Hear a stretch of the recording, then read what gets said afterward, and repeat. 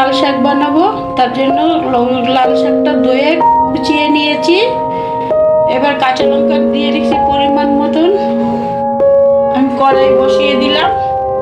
এবার সরষের তেল ঢেলে দিলাম পরিমাণ মতন। একটা শুকনো লঙ্কা দিয়ে দিলাম।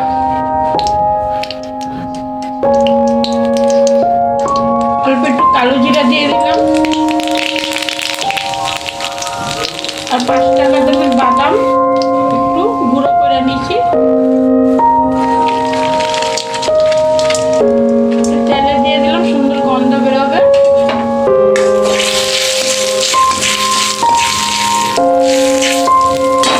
আর শাক কাটাটা দিয়ে দিলাম কুচানোটা।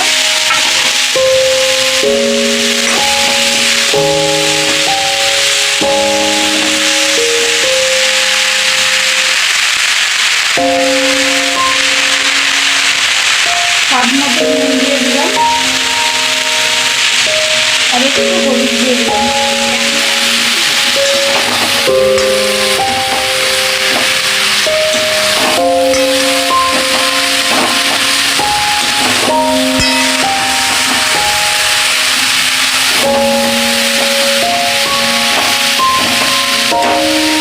ঝিমিয়ে দিলাম গ্যাসটা, ঢেকে দিলাম।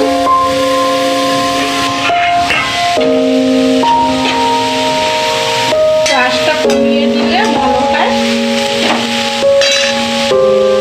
এখন একটু বাড়িয়ে দিলাম। এটা ভালো করে টানাবো।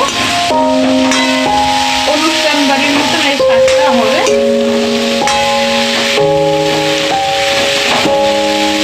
ভালো করে ভেজে নেব।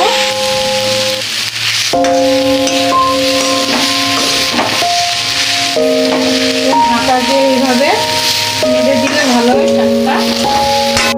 এটা হয়ে গেছে। একটুখানি চিনি দেবো, এই সামান্য একটু চিনি দেবো স্বাদের জন্য।